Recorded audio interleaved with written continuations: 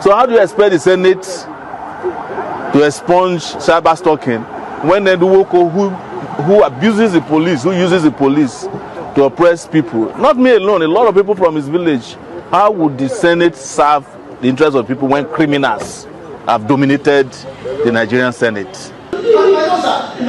Provision of 477 of HotNaija. The priest has to do the type of a corporation. Not for a corporation to properly be arranged and be charged before the court. A representative of that corporation must be appointed. And that this goes to the issue of jurisdiction. That the issue that the person to represent the corporation has to be appointed. Has to be appointed, sir. So this is a co-defendant. Okay. And there's no agency in criminal law, sir. This is standing a trial. But no, he was served in the dock here. He was in the dock here. When he was served. But no, he was in the dock. He should be already submitted to this court. So we are defending many cases in several courts that politicians, public office holders who are afraid of questions of their character, they are using that law against the citizens. If you have a reputation, the court is there. What is very, very important about this law and about this kind of charge is that people without character, it's very easy for them to hide under the law. In a civil suit, if you say you have a reputation that has been defamed, you must prove it. You must prove it. And the defendant will come out with what you have done when you are in primary school, or the secondary school, or the university, to tell the court that what you don't have, you cannot protect. But under this law, they are using this law to oppress innocent citizens, to suppress the media, to suppress freedom of speech. And we must rise up against it. We must. That is the business we are doing in court. This court ruled that my cell phones be returned to me by DSS. My cell phones that they took from me when they raided my hotel and arrested me in 2019. There is a ruling of this court that they should be returned to me and I will be paid 2 million naira as damages.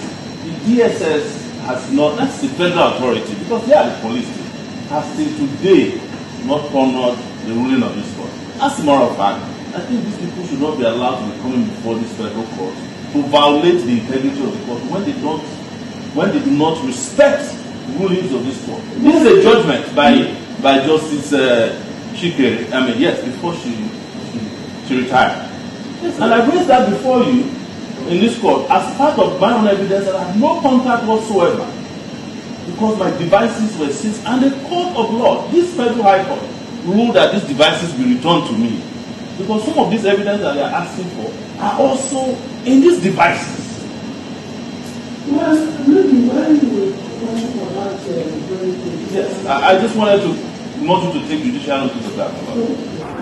Reminded the judge that the DSS has refused to return my devices, 2 phones. I think it's an iPhone 13 and another phone that they took illegally from me when I was kidnapped in Lagos. The judge was surprised, and he said it will be part of the conversation in the future.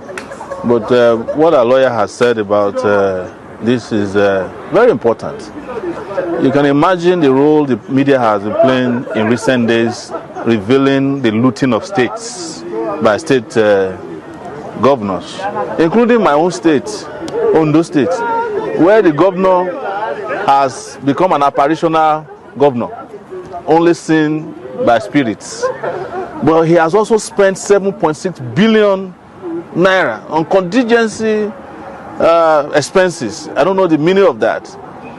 We have Lagos State, where 2 billion was spent to buy perfume, and now they have adjusted the number to 2 million naira. Even 2 million naira is too much to buy deodorants for the whole of Lagos State.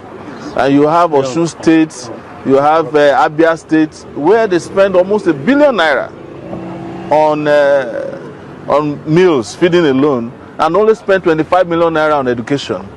What we are saying here is that nothing stopped the governors from also using cyber stalking to arrest all the candidates, all the journalists and commentators online who have been championing transparency across the country. That's exactly what it's all about, and this is the reason why we do this. We could have decided to do what other people do, which he requested. I mean, Ned Nwoko, that we should come and plead with him to drop the charges. No, we are not going to plead with anybody. He is the one who came to court to disgrace himself, and he must be disgraced. But funnily enough, those are the kind of characters you have in the Senate.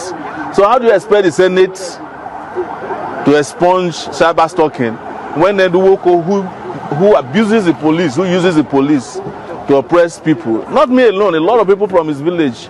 How would the Senate serve the interests of people when criminals have dominated the Nigerian Senate? That's the problem. When you have lawbreakers appointed to be or elected to be lawmakers, you say elected, quote and unquote, because most of them did not win elections, and you want them to go and make laws that will serve your own purpose, you are wasting your time.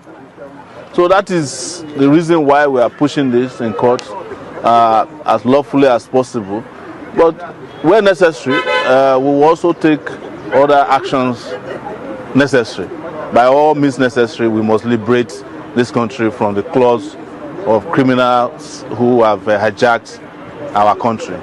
Thank you very much again for listening to us. We'll be back in court on December 5 for my treason trial.